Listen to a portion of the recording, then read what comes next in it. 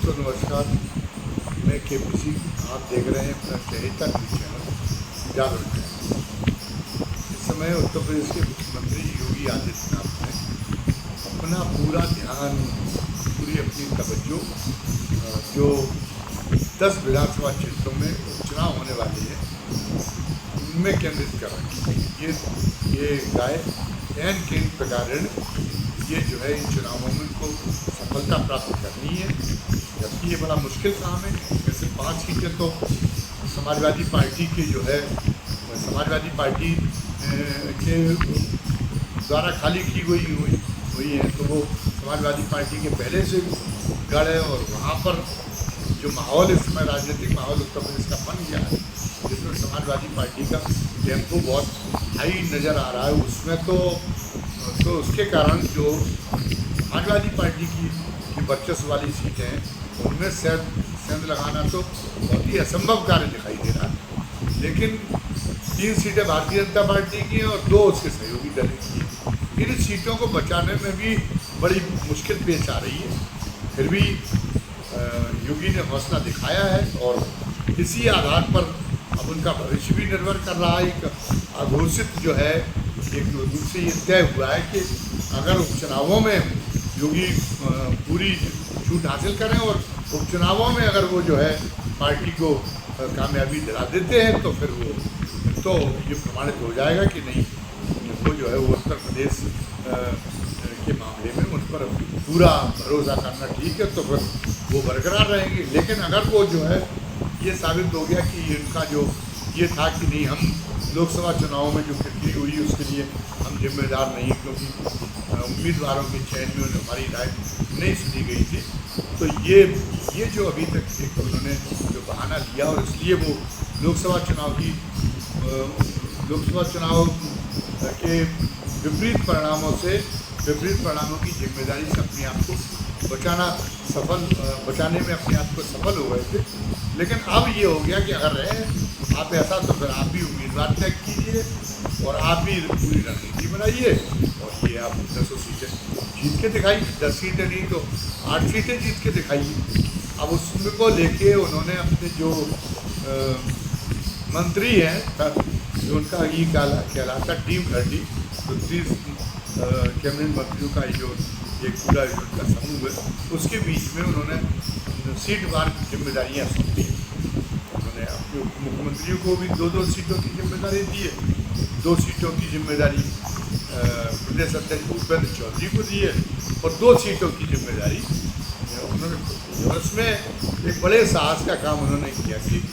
मिल्कीपुर की सीट जहाँ पर भारतीय जनता पार्टी को सफलता नहीं कम ना के बराबर मिली है, उस मिल्कीपुर का, क्योंकि वो अयोध्या के अंतर्गत आती है, तो उस मिल्कीपुर का उन्होंने जिम्मा अपने कंधे पर ले लिया कि मिल्कीपुर जिता के दिखाएंगे। मिल्कीपुर अवधेश प्रसाद जो सांसद बन गए अयोध्या से, तो उनके द्वारा खाली की हुई सीट है। तो ये एक बड़ा आसान काम नहीं है, कितने भी सामदम दंड भेद का प्रयोग करें, लेकिन समाजवादी पार्टी की जड़ें वहाँ पे बताया जाता है कि बहुत मजबूत है। लेकिन फिर भी योगी जी के साहस की प्रशंसा करनी पड़ेगी कि वो जो है उन्होंने मिल्कीपुर को लिया और मिल्कीपुर को उन्होंने इसलिए लिया है क्योंकि अयोध्या की हार से संसार में कहीं हार जाती, मतलब पूरे देश में कहीं भारतीय जनता पार्टी की हार जाती, वो हार जाती, लेकिन उसके लिए इतनी शर्मनाक स्थिति नहीं बनती। लेकिन वो जो जहाँ भगवान राम की नगरी कही जाती है, जो जिला कहा जाता है, जहाँ पर अभी हाल में राम मंदिर की इतना धूमधाम से प्राण प्रतिष्ठा हुई थी, तो वहाँ पर जो है वो सीट भारतीय जनता पार्टी को हारने पड़ी। तो ये तो मुँह छुपाने लायक भारतीय जनता पार्टी के पास जगह नहीं बची है, तो इसलिए भारतीय जनता पार्टी को ये सीट की हार अंदर ही अंदर बहुत ही ज़्यादा कचोट गई है। और अगर सीट का अगर मैसेज बहुत प्रभावी हो गया तो फिर ये है कि हिंदुत्व के जो मुख्य एजेंडा है भारतीय जनता पार्टी की, जिसको ये कहा जाना चाहिए कि भारतीय जनता पार्टी की प्राण शक्ति है, वो नाभि का वो जो अमृत कुंड है, जिसमें उसकी जान जो है सुरक्षित रहती है, उसके प्राण सुरक्षित रहते, वो अमृत कुंड है हिंदुत्व का उन्माद। और यदि वो हिंदुत्व का ही वो वही अगर जो है अयोध्या की हार का अगर का जो है वो उसका संदेश इतना व्यापक होता है कि वो हिंदुत्व का ही ये साबित हो जाए कि हिंदुत्व का ही एजेंडा अप्रासंगिक हो गया, वही बेजान हो गया, वही बेकाम हो गया है, तो ये तो भारतीय जनता पार्टी की एक तरह से जो प्राण शक्ति है उसको छीनने जैसा काम हो जाएगा। तो इसलिए वैसे तो पूरी पार्टी के लिए प्रतिष्ठा का प्रश्न है, तो अब पार्टी की क्योंकि वो भावी अपने आप को उत्तराधिकारी के रूप में भी अनुभव करते हैं मोदी जी के, वो उन्होंने अभी मान रखा है कि पार्टी का योगी मोदी जी के बाद में पार्टी का सारा दारोमदार उनके कंधे पर आने वाला है, वही जो है मुख्य कर्ता धर्ता पार्टी के होंगे। तो इस नाते जो है उन्होंने अभी से जैसे युवराज किसी राज्य में जब युवराज बनता तो नहीं तो युवराज अपनी क्षमता प्रमाणित करने के लिए पूर्ण राजा बनने के पहले और फिर वो अपने साम्राज्य का विस्तार करने में अपनी जो है क्षमताओं का विस्तार करके और अपनी क्षमताओं का परीक्षा देने में जुट जाता है। इसी तरीके से और ये जो एक शर्मिंदगी हुई है उससे उबारने के लिए और ये जो है पुनः फिर से जो है उसको हिंदुत्व को राजनीतिक एजेंडे के केंद्र बिंदु में लाने के लिए भारतीय उसकी उसकी प्राण शक्ति को फिर जो है फिर जागृत करने के लिए ये मोदी जी ने योगी जी ने ये टास्क लिया है अपने हाथ में कि वो मिल्कीपुर में अपनी बात जो है कामयाब करके दिखाएंगे। और मिल्कीपुर को इसमें उन्हें एक बड़ा सहारा मिल रहा है बांग्लादेश के घटनाक्रम से। वो दोनों बार गए तो उन्होंने बांग्लादेश को ही लेके चर्चा की कि बांग्लादेश में जो हिंदुओं का दमन हो रहा है वो जो है हमारे लिए कितना विरोध का कारण है हमारी, और इसमें विपक्षी दल अपने जो है राजनीतिक स्वार्थ के कारण उन्होंने चुप्पी से रखी है और बांग्लादेश में हर तरह का हिंदू मारा जा रहा है। बल्कि वो तो कह रहे हैं कि दलित हिंदुओं के साथ में दलित हिंदुओं के साथ ज़्यादा मारकाट हो रही, सबसे ज़्यादा उनको भुगतना पड़ रहा है। तो अब कोई जाति और ये नहीं पूछ रहा है, जाति और वर्ण नहीं पूछ रहा है, वहाँ तो हिंदू के नाम पर कत्लेआम हो रहा। तो जो संकट आएगा तो अगर हिंदुत्व पर आने वाले संकट का सभी जातियाँ मिलकर अगर मुकाबला करने की भावना नहीं बनाएंगी तो फिर वो एक एक करके सारी जातियाँ मारी जाएंगी। कोई जाति उससे अछूती नहीं रह पाएगी, मारकाट से कोई बच नहीं पाएगी। पूरा वो कहते हैं कि ये फिर तो अकेले बांग्लादेश में नहीं सब जगह पर भी इसलिए स्थितियाँ पैदा होंगी। तो वो इस तरह से हिंदुत्व के उन्माद को जो है वो फिर एक उभारने की पूरी कोशिश के साथ वो मिल्कीपुर में उतरे हैं और मिल्कीपुर में अब इसका कितना असर होगा ये देखने वाली बात है। वैसे ये है कि जो पीडीए का मुद्दा, जातिगत जनगणना का मुद्दा, आरक्षण बचाने का मुद्दा, जिसे संविधान बचाने का मुद्दा कहा गया, लोकसभा चुनाव में इन सारे मुद्दों ने जोर पड़ रहा था। इसमें उसके चलते जो हिंदुत्व की व्यापक छतरी थी वो छतरी छिन्न-भिन्न हो गई और ये था कि उन्होंने कहा कि नहीं, जो हिंदुत्व है वो हमारे साथ में, जो हिंदुत्व की जो छतरी वो हमारे साथ में न्याय नहीं करती। और कई ऐसे प्रसंग भी खड़े हुए थे। लोग तो अभी जो लोकसभा चुनाव के समय जो नेताओं के बयान थे केवल उन्हीं की बात करते कि उनमें कि वो जो है कुछ नेताओं ने नादानी कर दी थी कि संविधान हम बदलने जा रहे हैं, इसलिए विपक्ष को गलत फहमी फैलाने का मौका मिल गया। जबकि भारतीय जनता पार्टी के निश्चय बाबा साहब के संविधान में कोई परिवर्तन करने उसको विस्तृत करने का कभी नहीं था। लेकिन ये सब जानते हैं झूठ बात है। अगर ऐसा नहीं होता तो फिर जब भारतीय जनता पार्टी जब एनडीए के नेतृत्व में, जब अटल जी के नेतृत्व में सरकार बनी थी तो क्यों आपने संविधान समीक्षा आयोग गठित कराया। इसके अलावा लोकसभा चुनाव तो बहुत बाद में हुए। जो दूसरी बार की जो मोदी का कार्यकाल था उसमें तो शुरू से ही किरण रिजिजू और उन्होंने जगदीप धनखड़ ने अभियान सा चला रखा था कि संविधान में सब कुछ बदला जा सकता है। और उसमें जो सुप्रीम कोर्ट ने कहा है कि नहीं, फंडामेंटल चेंज नहीं किया जा सकता अपने फैसले में, उसका कोई मतलब नहीं है। जो है जो संविधान ने जनता में संप्रभुता निहित की है और जो जनादेश है वो जनादेश के माध्यम से जनता की जो वो है वो जनमत की व्यक्ति होती है। तो अगर जनादेश अगर हमको मिलेगा तो हम कुछ भी बदल सकते। तो आप कुछ भी बदलने का तो मतलब यही हुआ कि संविधान बदल सकते, वरना कुछ भी करने की क्या जरूरत। आप उसी हद तक सीमित रहते जो सुप्रीम कोर्ट ने तय की थी कि फंडामेंटल चेंज नहीं किया जा सकता। तो आप कुछ भी तो बदलने की बात थी। और फिर जगह जगह आरक्षण से छेड़छाड़ देखी जा रही थी, और आउटसोर्सिंग है और संविदा पर नियुक्तियाँ हैं, इस ढंग के आप जो है सिलसिले आगे बढ़ा रही थी जिनमें कोई आरक्षण की कोई पाबंदी नहीं थी, आरक्षण की कोई बंदिश ना हो है। आपने लेटरल एंट्री का प्रोग्राम चला दिया था। फिर उसके बाद में ये भी पर्दाफाश हुआ कि जो प्रभावी पद हैं, जैसे भारत सरकार का सचिव मंडल है जो 90 सचिव पूरे भारत सरकार को चलाते, राहुल गांधी ने कहा उसमें से पिछड़ों की सबसे ज़्यादा आबादी है, लेकिन केवल 3 सचिव उसमें पिछले वर्ग के हैं, और वो भी जो किसी महत्वपूर्ण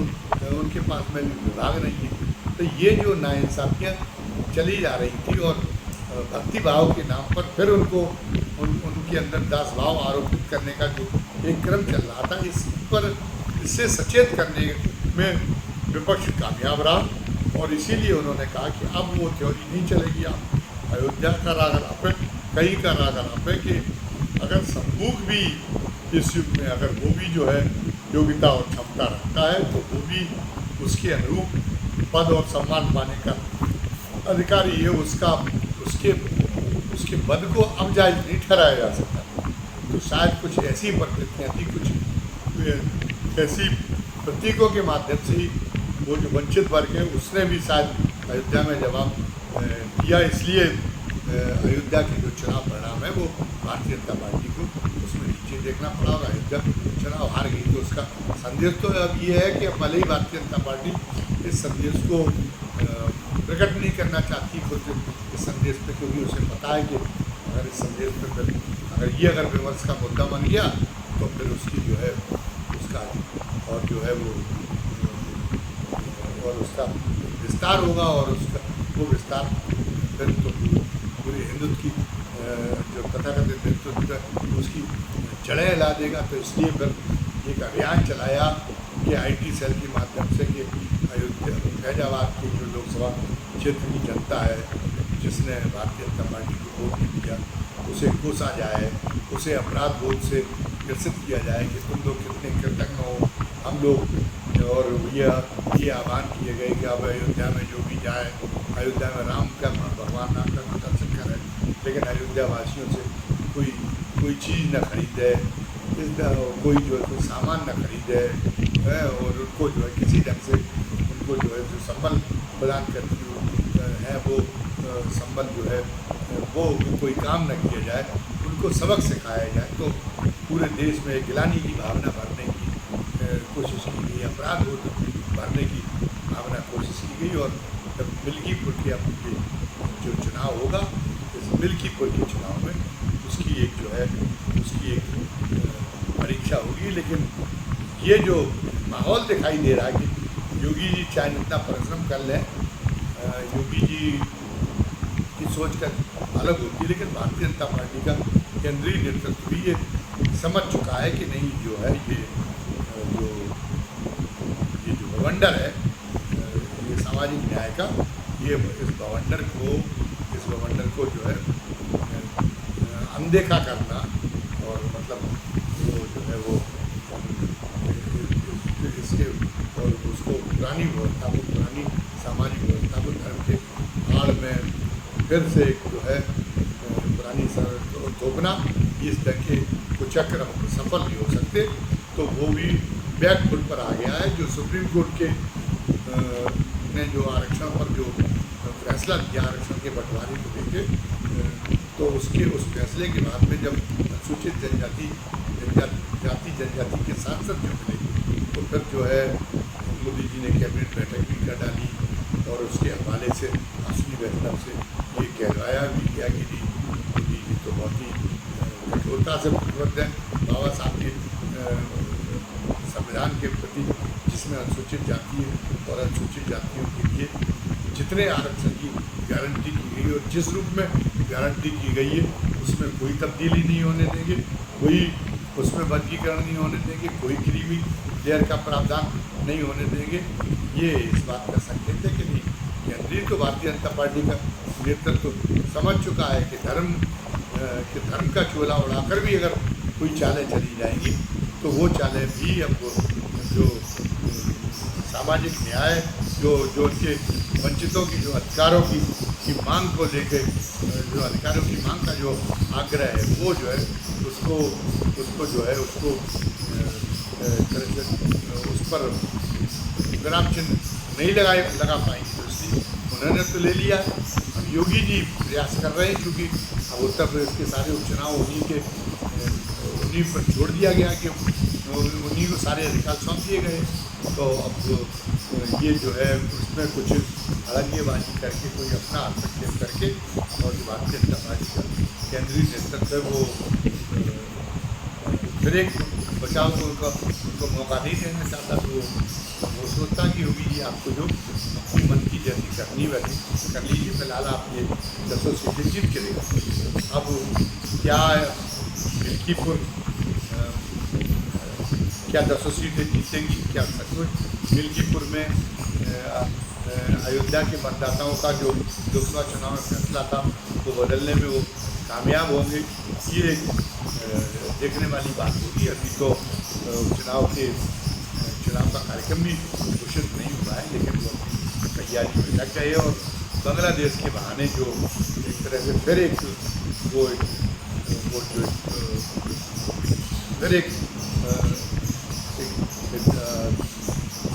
हिंदुत्व का जो ज्वर जरवाने की जो कोशिश कर रहे हैं, उसकी तफ्तीश बढ़ाने की कोशिश कर रहे हैं। तो वो उसका जो है वो उसका जो तीर है, वो तीर कितने हद तक लक्ष्य का संधान कर पाता है, ये इस पर प्रेक्षकों की निश्चित रूप से निगाह लगी होनी चाहिए और लगी है। मिल्कीपुर के बारे में तो हम नहीं कह सकते, लेकिन अभी ये है कि बांग्लादेश से घटना चक्र के वर्णन से देखिएगा ना, अपने वर्णन से हिंदुत्व की जितनी तपिश पैदा करने के पूरे प्रदेश में जो है भारतीय जनता पार्टी की तरफ से और खासतौर से योगी जी की तरफ से जो प्रयास किया जा रहा है, वो प्रयास अभी बहुत रंग लाते हुए नहीं दिखाई दे रहे हैं। हो सकता है कि अभी हमारा ये आकलन जल्दबाजी में हो, लेकिन हम जो है इस पर निगाह रखे हुए हैं और चाहेंगे ये कि आप इसको किस ढंग से परख रहे हैं, तो आप भी अपनी सम्मति में सुधार दें, ताकि अगर तो आप भी अपनी सम्मति जो है वो दर्ज कराएं हमारे जो कमेंट बॉक्स में है, ताकि हम जो है, हो सकता है कि हम गलत फहमी में हो, हम जो है गलत हम आकलन करने की दिशा में हम आकलन करने के क्रम में गलत दिशा में आगे बढ़ रहे हैं, तो फिर हम उसको समय देते सुधार सकेंगे। तो बस आज के वीडियो में इतना ही। हमारी जो है वीडियो ख़त्म करने के पहले आपसे ये गुजारिश है कि आप जिन दर्शकों ने आज पहली बार हमारा वीडियो देखा हो, वो वीडियो और उन्हें पसंद आया हो, वैचारिक रूप से उत्तेजित करने वाला लगा हो, और वो चाहते हो कि उनको हमारा हर वीडियो देखने को मिले, तो वे लोग हमारे वीडियो को ज़्यादा से ज़्यादा संख्या में लाइक करें, सब्सक्राइब करें, खुद भी करें, अपने मित्रों और परिजनों को भी इसके लिए प्रेरित करें और बेल आइकन दबा दें इसमें जो है, ताकि घंटी का आकृति का बटन दबाने से जो भी नया वीडियो हम डालेंगे तो वो नया वीडियो उसका नोटिफिकेशन आपको मिल जाया करेगा, आप उसके बारे में सूचित हो जाया करेंगे, तो आप हमारे हर वीडियो को देखने की जिज्ञासा की पूर्ति कर सकें। फिर बस आज के लिए इतना ही। धन्यवाद। जय हिंद, जय भारत।